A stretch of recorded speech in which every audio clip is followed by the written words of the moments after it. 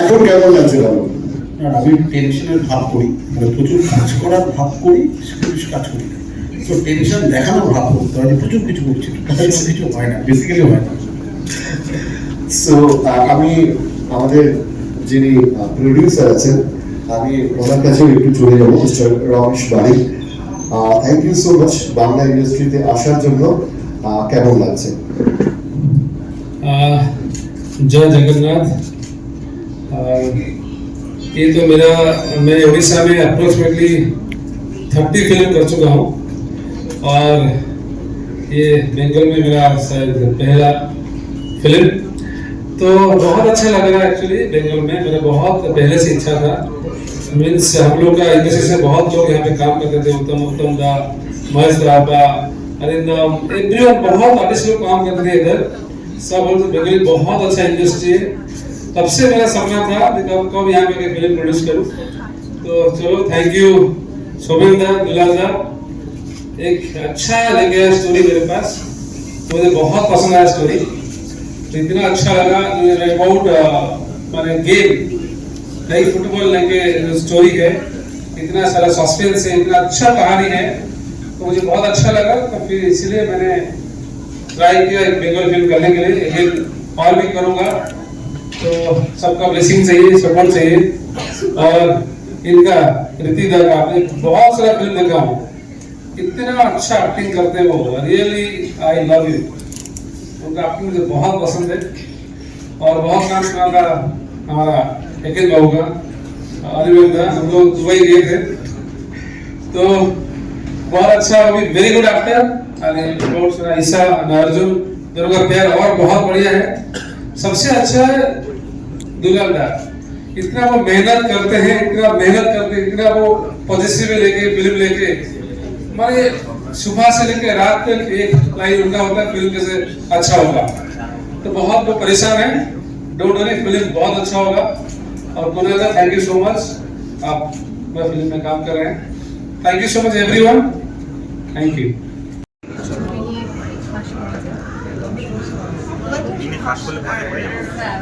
Just আজকে নামটা বেরোলো, আমরাও প্রথমবার দেখলাম, ভীষণ এক্সাইটেড, কারণ সবাই আছে, মজাই হবে।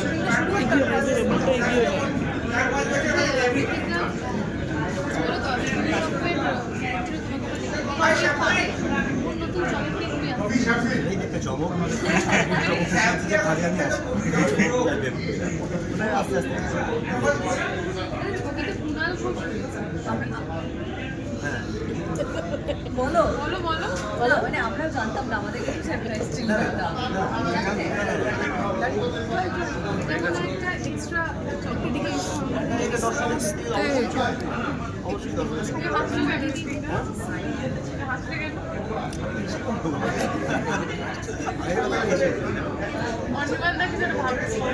আমি সবসময় ভাবি, বলো কি জিজ্ঞেস করবো, বলো। তুমি যত গল্পটা শুনেছো, তোমার কতটা এক্সাইটমেন্ট? দুজন বলে শুনতে হবে। হ্যাঁ, মানে হ্যাঁ, এটা নামটা খুব অ্যাপ্রোপ্রিয়েট। এর মধ্যে বলাই হলো এর আগে যে ফুটবল নিয়ে গল্প আছে, ফুটবলের বাইরে অনেক কিছু আছে, রাজনীতি নিয়ে আছে। রাজনীতি বলতে তো মানে রাজনীতি কথাটা মানে অনেক বড়, মানে আমাদের রাজনৈতিক ছবি না বললেও তার মধ্যে যেটা হয় সেই গল্পগুলো রাজনীতি থাকে। তো সেই সব আছে এবং প্রচুর টুইস্ট অ্যান্ড টার্নস আছে। এবং আমি যেটা একবার বললাম যে চরিত্রগুলোকে দেখা যাচ্ছে, সেই চরিত্রগুলোর মধ্যে কেউ ভালো মানুষ।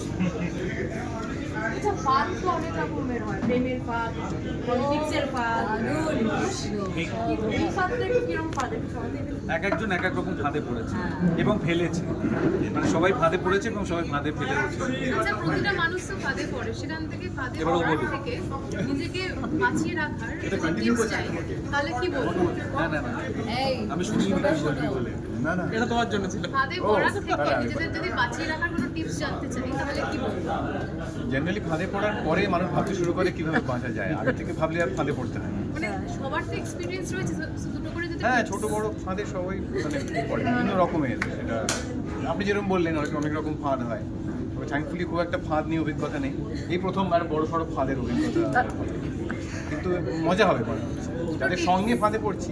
দুটো টিপস বলছি। টিপস মন দিয়ে অভিনয় করতে হবে, তাদের পড়ার ফাঁদে তো যেচেই পড়েছি সবাই। পড়ে মানে ফাঁদে পড়েছো, তো এবার তুমি কি শিখলে সেই পড়ার থেকে? শুটিং শুরু হলেই শেখা শুরু, মানে শুটিং শুরু হলেই ক্লাস এটা শুরু। জীবন। না, জীবনের ফাঁদ নিয়ে আমি কোনো জ্ঞান লেখা আমি ইম্পর্টেন্ট। জীবনটা এখন অনেক বাকি। জীবনটা অনেক বাকি, আর এমন কোনো ফাঁদে পড়িনি যেটা আমি জীবন নষ্ট করে দিয়েছি। এবং তোমার পাশে যারা রয়েছে তাদের সাথে যখন কাজ করবে তখন কি মনে হচ্ছে কতটা ফাঁদে পড়তে পারো তাদের সাথে একদমই কাজ পড়বো করতে না, গিয়ে? অত্যন্ত রিলায়েবল একটা টিম, ভালো টিম, আর যদি ভুল করে পড়েও যায় এনারাই বাঁচিয়ে দেবে, এরকম একটা মনে হয়। আচ্ছা, বাকিদেরও কি তাই মত? বাকি ফাঁদে পড়ার পর কি শিক্ষণীয় এবং কি শিখবে এবং সেখান থেকে কি বলতে চাইবে তোমার? না কেন বল, তোমাকে এত সহজে তুমি শিখে তুমি পড়ো, পড়ে শেখো নিজে। ওইসব অত সহজে পাওয়া যাবে না। আর কিছু কিছু ফাঁদে তো পড়তে ভালো লাগে, মানে প্রেমের ফাঁদে তুমি পড়লে তোমার জীবন একটুখানি এদিক ওদিক হয়ে গেল, কয়েক রাত ঘুমোতে পারলে না, এ তো এর থেকে শিখবে তো। ঋতিকদা এবং সেম সেম যে ফাঁদে পড়তে কি শিখবো আমি জানি না। আমি যেচে পড়ে যে ফাঁদে পড়তে চাই যেটা ও বললো, তো সেই ফাঁদে পড়ে, সবারই ফাঁদ থাকে নিজস্ব। হ্যাঁ, আর ফাঁদ মানে কোনো খারাপ ফাঁদ তা কিন্তু নয়, যেচে পড়ে লোকে বহু ধরনের ফাঁদের মধ্যেই পড়ে আমরা আসলে ঘুরি যদি ভেবে দেখো। আর খারাপ অর্থ করলে তো অন্য লোক পাচ্ছে, তার ব্যাপার, তার মুড, তার ইন্টারেস্ট, এই মুহূর্তে কিছু বলতে পারছি না। তোমার কোন ফাঁদটা সবচেয়ে বেশি কষ্টদায়ক? কেন তুমি আমাকে এটা জিজ্ঞেস করলে? আমি তো ভেবে রেখেছি ওই উত্তর দেবো। ওই উত্তর ও দেবে। মীরা থেকে শেখো, আমিও তাই শিখি, ওটাতেই বিলিভ করি। না, এইটা হবে না, তাহলে এইটাই হবে, তাই না? বলো। আমি আমার এজেন্ট নিয়ে ঘুরছি, অনুষ্কা দেওয়ার উত্তর দেবে, তাই না? ফাঁদের পড়ার থেকে বাঁচিয়ে রাখা tips। উপায় আছে বাজার? ফাঁদে পর থেকে নিজেকে বাঁচিয়ে রাখবো, অর্থাৎ সেটা না পড়লে কি করে বুঝবো তার কি রেমেডি কি ফাঁদে হচ্ছে। মানে এই ধরো তুমি এখন আর ভিডিও করছো, তুমি যে লাগিয়েছো মোবাইলের পেছনে জিনিসটা, এটা তুমি করা গিয়ে দেখলে তুমি অডিওটাই পেলে ফেলছো, সেটা গৌরব জ্ঞান এবার সেই ফাঁদটা তুমি না বলে কি করে বুঝবে? তুমি গিয়ে দেখলে যে এটা এক রকমের ফাঁদ, আবার গিয়ে দেখলে যে ভিডিওটি হচ্ছে সেটা অন্য রকমের ফাঁদ, তার তো আলাদা আলাদা রেমেডিস আছে। কি ফাঁদে কীভাবে পড়বে তোমার জন্য কোন ফাঁদটা সবচেয়ে বেশি স্মরণীয় হয়েছিল? স্মরণীয় স্মরণীয় এইটা হ্যাঁ, এই যে ফাঁদ, এটা এই আগামী মাস থেকে ফাঁদে আমি পড়তে বুঝে গেছি, তো সেই ফাঁদটা স্মরণীয় হয়ে থাকবে বলে মনে হচ্ছে। আচ্ছা, সামনেই তো ভ্যালেন্টাইন্স ডে, তো প্রেমের ফাঁদ, প্রেমের পড়ে গেছে